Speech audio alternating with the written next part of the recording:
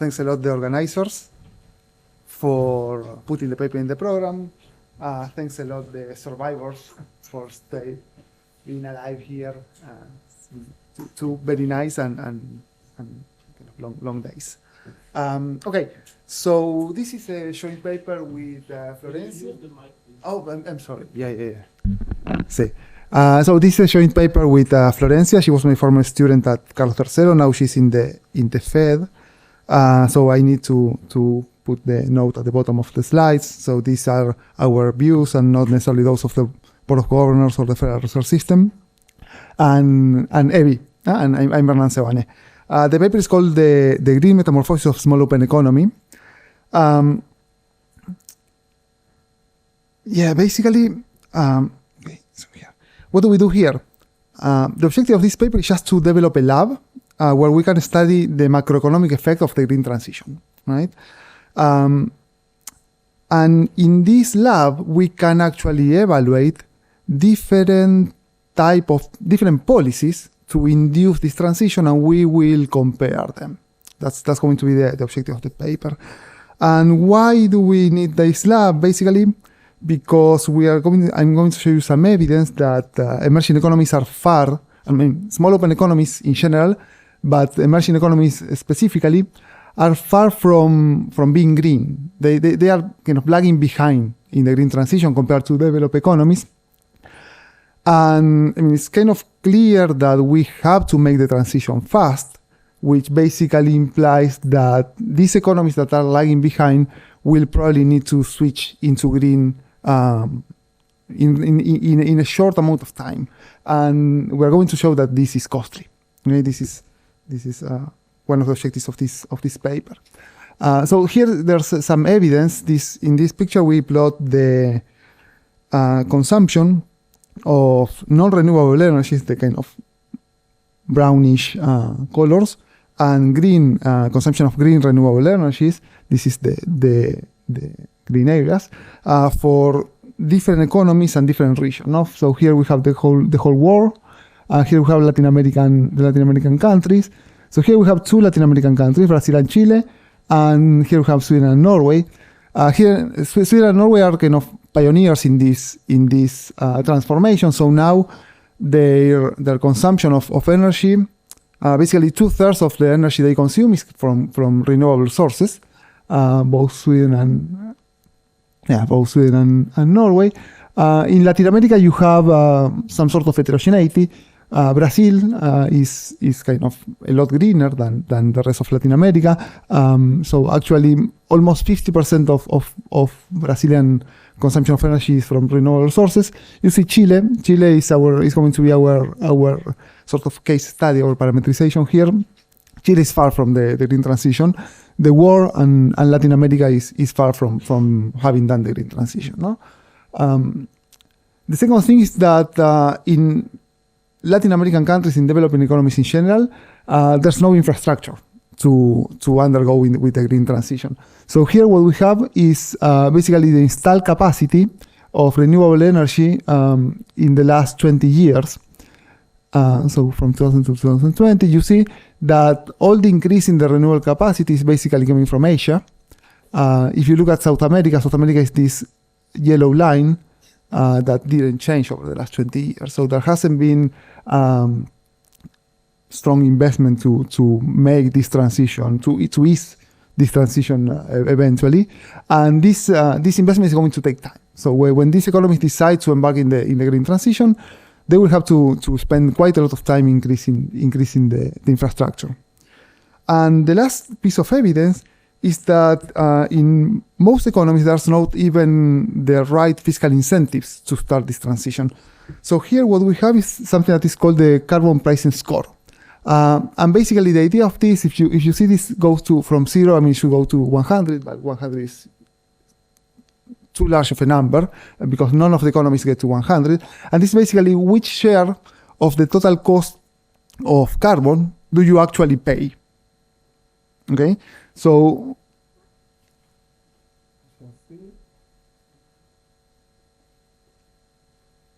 yes, Norway is the country that pays the largest share of carbon, actually getting up to 70% of the cost of carbon. But if you look, for example, at Chile, in Chile, when you consume something, what you pay out of the cost of carbon is less than 20%. And this is basically because there's some cross subsidies or whatever distortions in the economy that basically makes the price of carbon artificially low. Okay? So we're going to use a model, we're going to design a model to basically evaluate the cost of the green transition of a small open economy. And the questions we want to answer with this model, and we will be able to answer, is basically how will the green transition affect small open economies, if there's going to be greenflation, if this greenflation is going to last for long, for how many years it's going to last, which fiscal instruments can we use for the transition and where they matter and where they have different welfare implications. And what's the role of monetary policy? So it's very nice that this presentation comes after the policy panel, because there were some of the things that we do here that came up in the discussion. Okay, so just to give you a little bit more of a motivation, but after this panel is not so much needed. The discussion of the macroeconomic effect of the green transition in open economies, but in general worldwide, is policy circles have worried quite a lot about the cost of the green transition. So this is kind of the quote that basically started this project. This is a quote by Isabel Schnabel. I think she gave some interview probably 1.5 or 2 years ago, where she basically said this, kind of the transition to a greener low carbon economy poses measurable upside risks to our baseline projections of inflation over the medium term. So the concern about greenflation is something that worries developed countries because the policies to tackle the climate change are likely to generate inflation. No, the carbon tax is likely to increase energy prices and put inflationary pressures in Europe. And this is even stronger concern in emerging economies. Basically, just from looking at the first couple of pictures, if you need to make the transition quickly, you need to make carbon prices increase fast, right? And this is going to translate into high inflation in the short run, and it's going to translate into competitiveness problems of emerging economies and probably problems that already add up to stability problems that these economies already have. Okay. So, okay, let me start being a little bit more concrete. What are we going to do here? We're going to develop, to present a new Keynesian small open economy model with endogenous growth and two types of energy. We are not really married to the new Keynesian spirit, but it's kind of a workhorse model to think about monetary or nominal issues. So we are going to build over that. And the sort of contributions in a way from the modeling point of view is that we are going to have endogenous growth, and we're going to have two types of energies. We're going to have an endogenously produced domestic green energy, and we're going to have exogenously determined brown energy in these economies.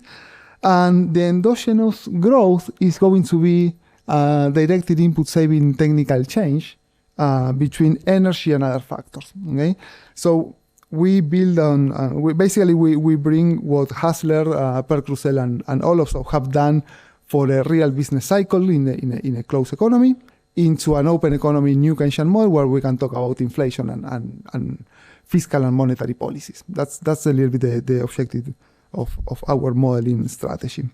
We want to calibrate this to Chile. Okay? We're going to calibrate it to Chilean data because in the context of emerging economies, it's probably one of the most stable ones. So the instability problems coming from the green transformation is not going to overlap to, for example, Argentinian instability problems coming from many other sources. And in this context, we are going to study different green transitions, basically induced by carbon taxes, green subsidies, public green capital investment, and we're going to basically offer a laboratory to study these different options. Okay, let me see. Okay, I don't have a preview of the results here, but see.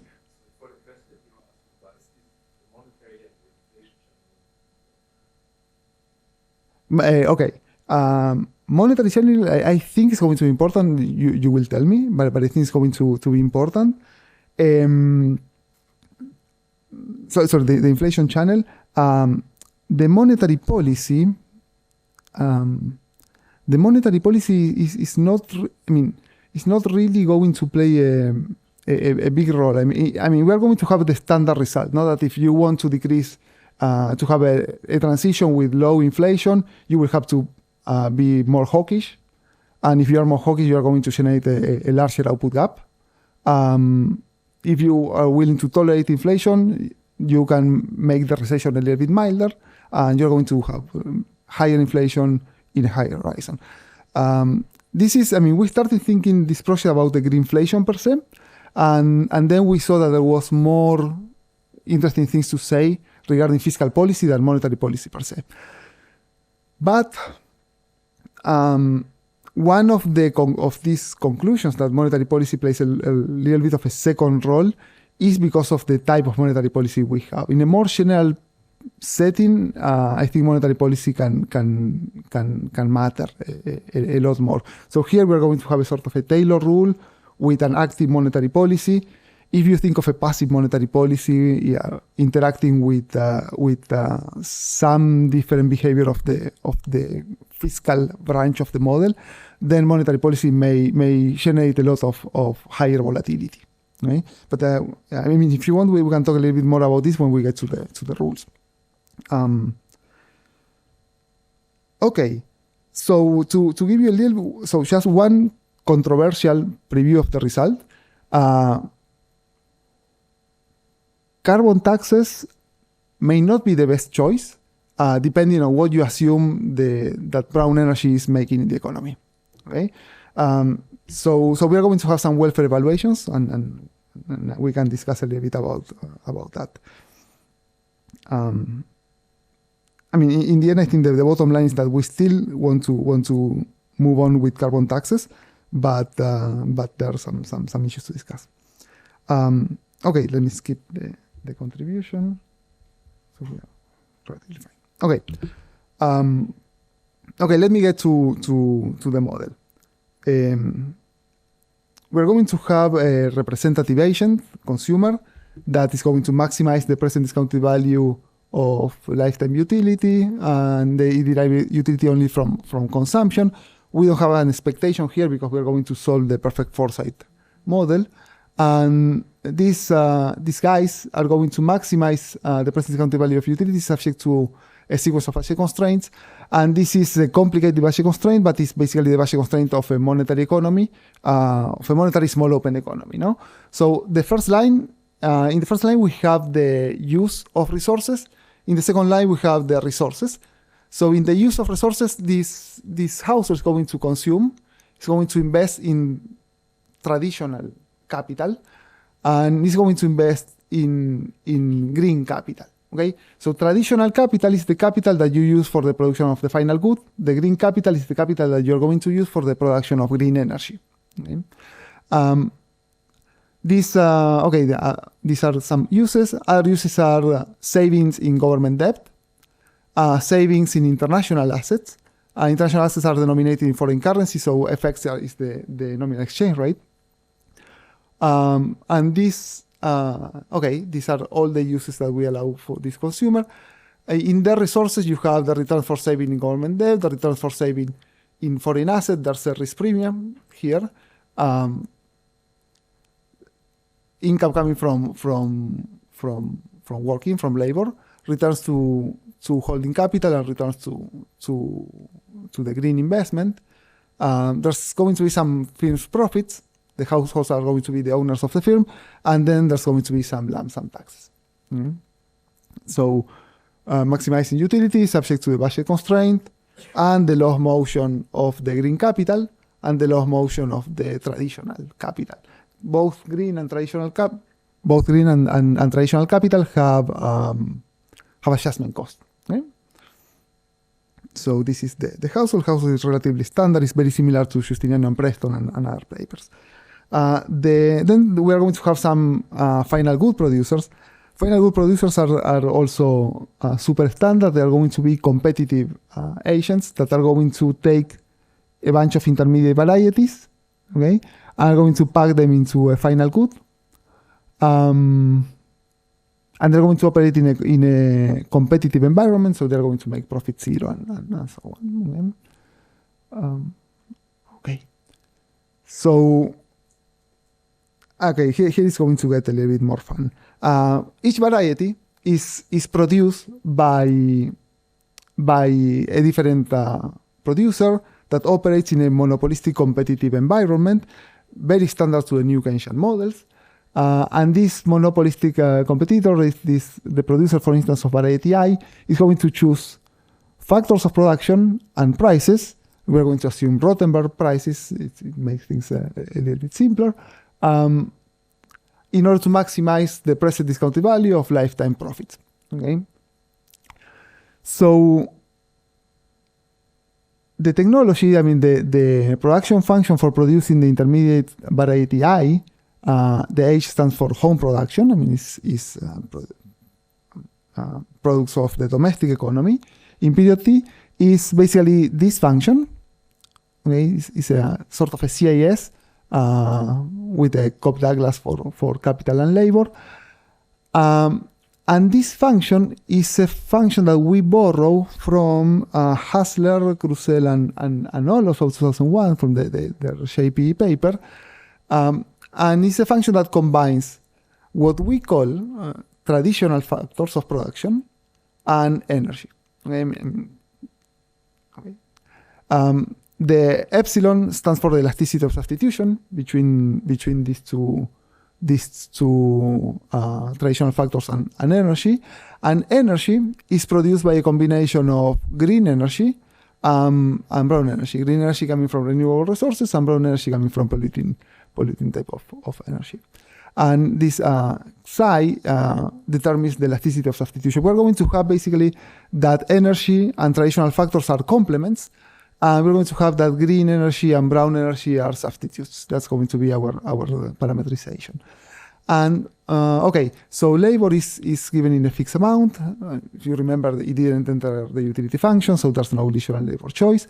The house is the owner of capital, so we rent it to the firm, and the firm is going to purchase energy in the market. And the important ingredients here are AT and AET. Okay, and there's going to be some taxes for the green energy and some subsidies, taxes to the brown energy, carbon taxes, and subsidies to the green energy.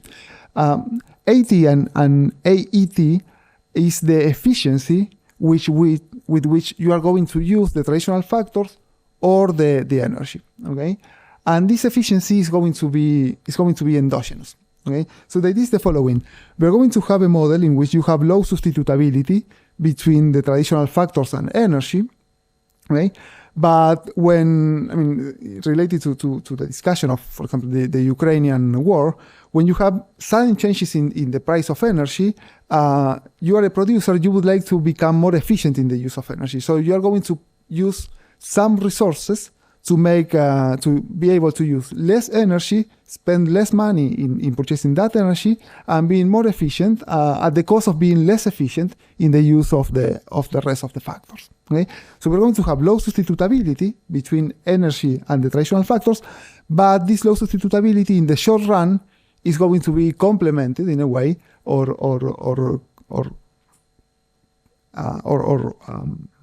ameliorated by the fact that you can become very quickly more efficient in the use of energy. Okay, so this is the idea of the directed technical change. how are you going to choose how to be efficient in the traditional factors of the energy? Well, we assume we follow Hassler and the co-authors. We assume that there's a fixed stock of researchers that we fix it to one, and the firm can decide where to allocate these researchers. If it wants to become more efficient in the use of energy, it will allocate more researchers to energy, and it will make the growth rate of efficiency of energy be faster. Okay, so we're moving researchers from AT to AET will allow the producer to increase the intensity of using of this energy compared to labor and capital. Yeah. So the growth rate of efficiency in the traditional sector, in the traditional factors, and in the energy are basically given by these functions. And NT is the part of the total amount of researchers that you are going to use for the traditional for the efficiency in the traditional factors, or 1 minus n is the one that you're going to use for the efficiency in the use of energy. Okay? And this psi is basically going to be a key parameter that says how fast you are going to be able to do it. Okay? Sí. No spillover possibilities from research or mass to increase energy efficiency, necessarily decrease productivity. Yes. So that's I mean, it's the idea that there's the only cost of becoming more efficient in one factor is that you become less efficient in the other.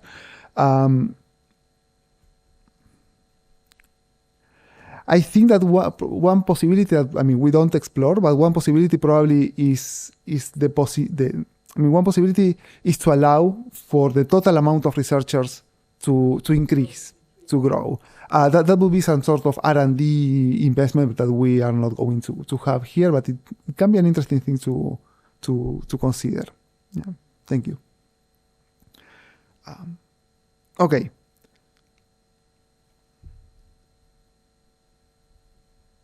Okay.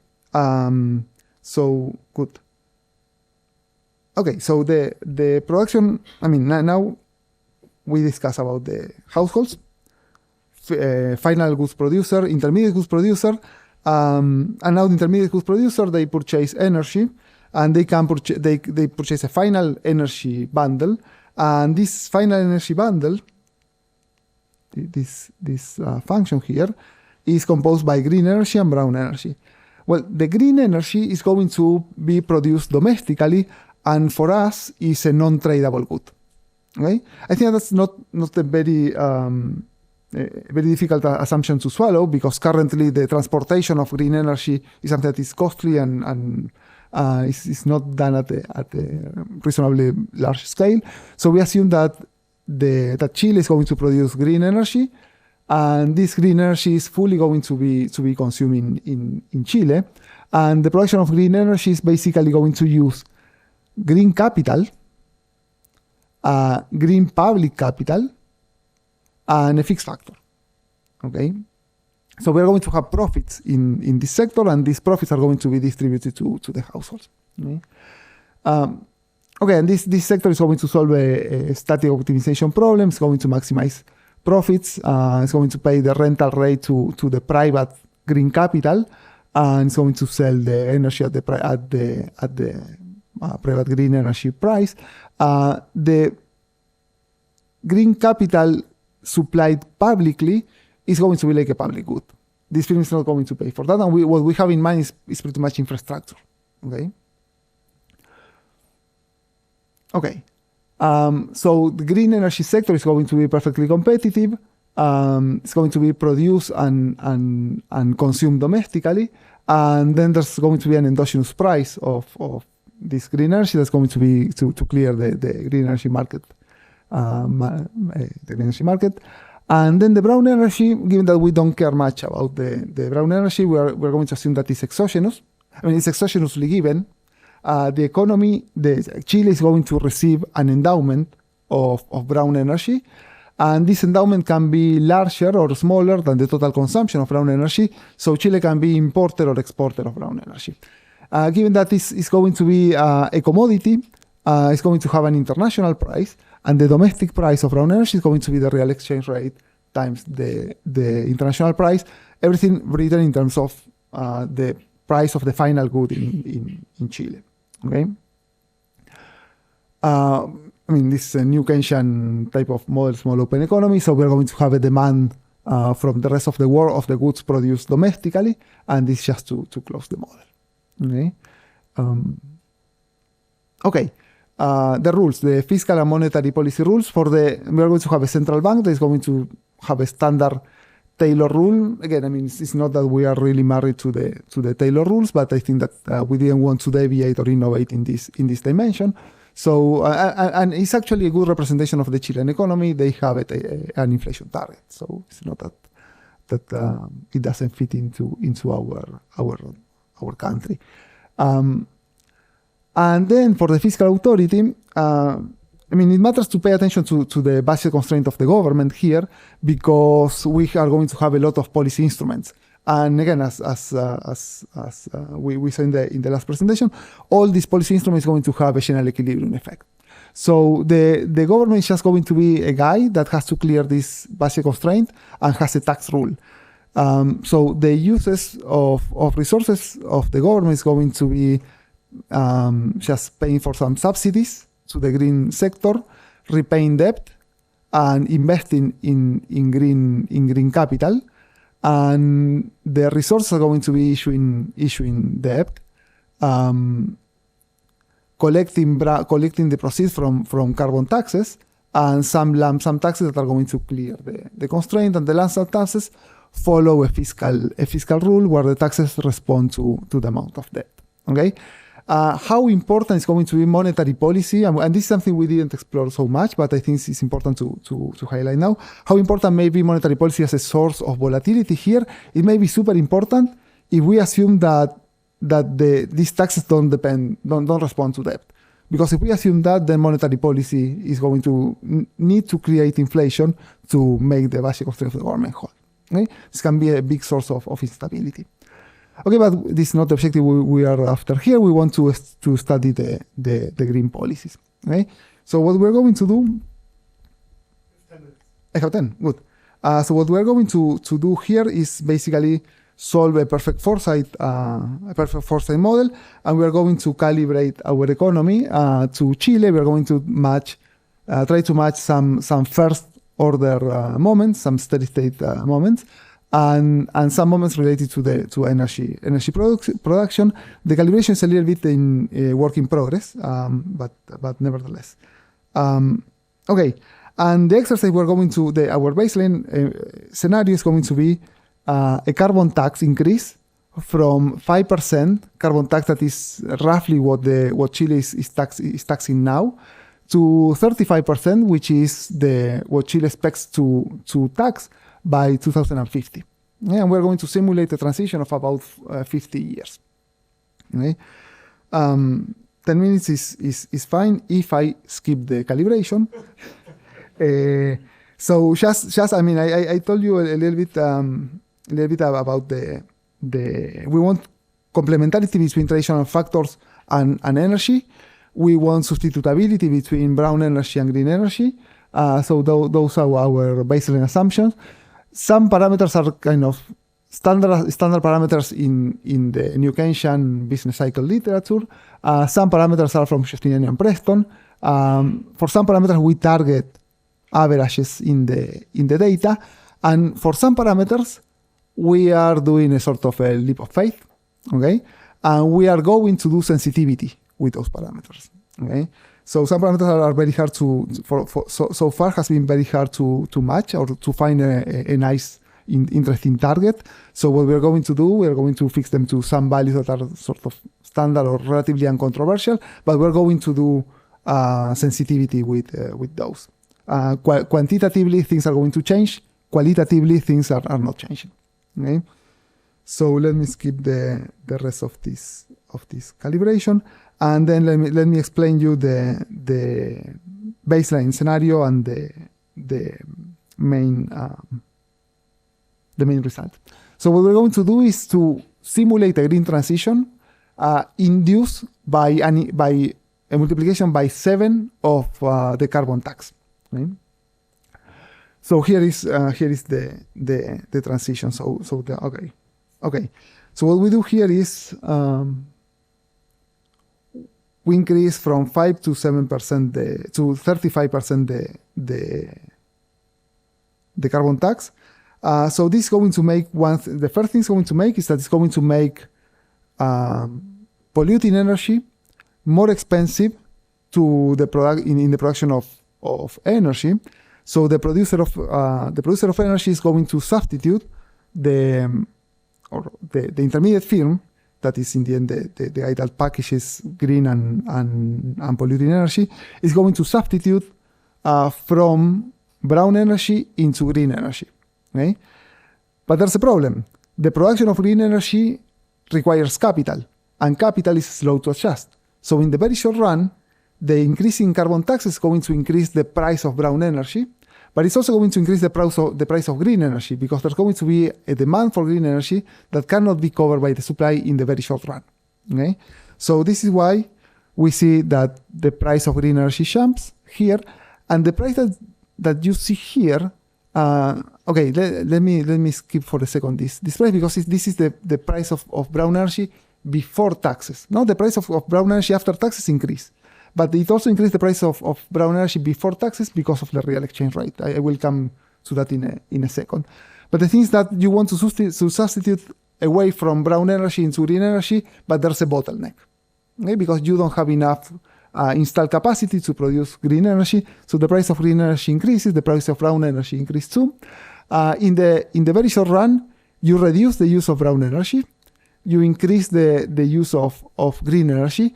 So you increase the ratio of green energy to brown energy in the short run all of a sudden, but then you increase it as much as 40%. Okay. What happens in this economy is now that the marginal cost of production have just gone up, and as the marginal costs go up, this is going to have an impact of inflation. So firms updating prices today that are going to pay this Rotenberg cost, they are going to increase prices because of the marginal cost that is going up. So we have this greenflation effect. Okay? There are two other things that are going to happen. Production is going to, given that now energy becomes a lot more expensive and the marginal cost increase, production is decreasing. Given that we have inflation and higher brown taxes, the economy is also going to suffer a wealth effect. So supply is going down, but demand is also going down. And actually, we don't have the picture here, but demand is going down more than supply, which basically means that there's an amount of goods that you produce that you are not going to consume domestically, but you have to export. For the rest of the world to buy those goods, you need to become cheaper, so the real exchange rate has to increase. You have to depreciate. And then this has a feedback effect on the price of brown energy, because the price of brown energy is the local price of an international price that didn't change, but the real exchange rate increased. Okay? So it becomes twice more expensive in a way. Okay? So how does the firm try to deal with this problem? Well, it moves researchers from the traditional sector. You see that it moves researchers from the traditional sector to the energy sector and tries to become more efficient. Okay, given that now everybody understands that you're going to consume more green energy in the long run, green investment increases, and the green capital also increases. So there's something beautiful about carbon taxes, and is that it decreases the carbon consumption and it makes you more efficient in the use of energy. And that's kind of uncontroversial. It's not for free. You suffer inflation and a recession. So carbon taxes here operate as a sort of a sudden stop. Okay? Sí. So the first two boxes in the top left. Sí. So the y-axis is what? Your left or my left? On the slide. Okay. Both of our lefts, I guess, if we're facing the slide. Exactly. The top. Sí. The left. What is the y-axis? Is that percentage? No, that's total energy use. That's Those are absolute values of energy use of energy. So Okay, so that's megawatts. yes, something like that. Yes. So what quantitatively, what are we talking about? Is this a 1% increase in total megawatt use? Is it 50%? What are we? So what's the bang for the buck from the increase in the carbon tax that we're putting in? Okay. So okay. No. That's a good point. In our targets, we are not targeting absolute levels. Let's say. So probably the object that we are looking at, that we are going to use for comparison for different policies, is the third block, the relative use of green energy relative to polluting energy. Okay, that green energy to polluting energy was 15%. And we increase it in 40%. It increased by 6 percentage points, which is 40% increase here. Yeah. Okay. That's a beautiful question, because we are working on that right now. So I appreciate the question, and we're working on that right now because we talked to some environmentalists, and they said, okay, I mean, it's all fine, but we care about decreasing brown energy. We just don't care about the ratio. We care about becoming more efficient and decreasing brown energy. So we are redoing these experiments, and things change. And it's super interesting. It's super interesting how it changes. So here, our take is that carbon taxes are good, and it's going to be our only instrument that decrease brown energy all of a sudden. And if we want to target now, okay, bear with me for 2 minutes, and I come back to this. 2 minutes, 2 or 3 minutes that you have. Okay. Okay. So what do? We compare this transition to a transition induced by green subsidies and by investment in the green public investment in green capital. So in all this transition, we want to make this same increase in the green to brown energy ratio of 40%. Okay, so let me show you. Okay, so the red line is the dynamics for a green subsidy. The yellow line is the dynamics for public capital investment. Okay, so first, I mean, there are big differences. The big differences are coming because of the dynamics of brown energy. The only policy that actually disincentivizes the use of brown energy are carbon taxes. If you want to do any of the other two policies, okay, let me focus on green subsidy just for the sake of time. If you want to put on green subsidy, then you're going to lower the cost of green energy. So there's going to be a substitution from brown to green, but it's not going to make brown energy decrease. Then you're not going to have a big crisis, and then you're not going to have inflation. Okay?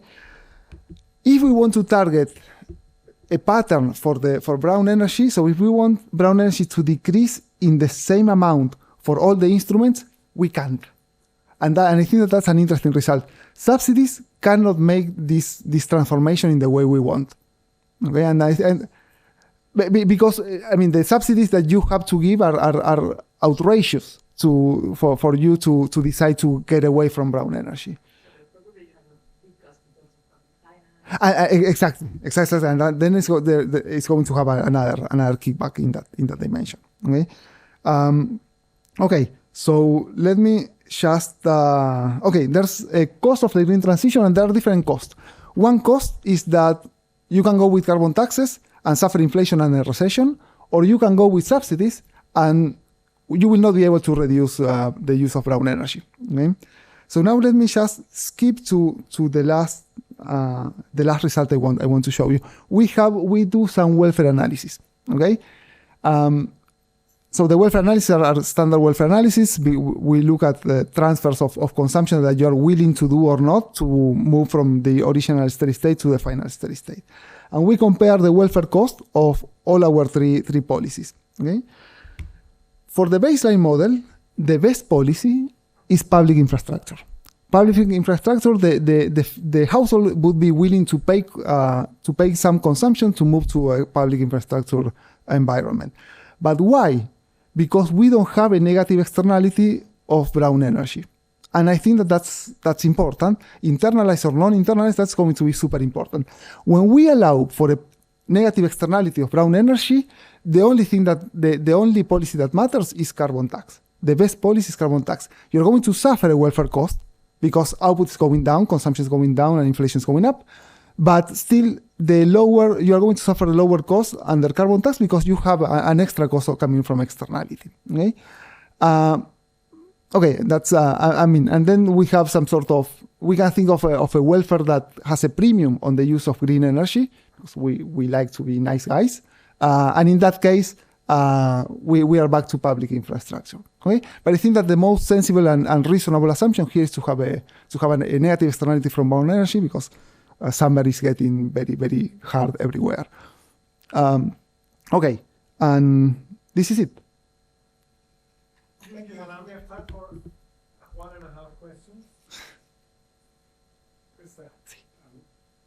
Like European Street, are you not looking at Uruguay because they have done public investment? Uruguay. Yeah, they're like almost 400% green energy now. Okay. The position of the last 50 years, so it might be interesting to study.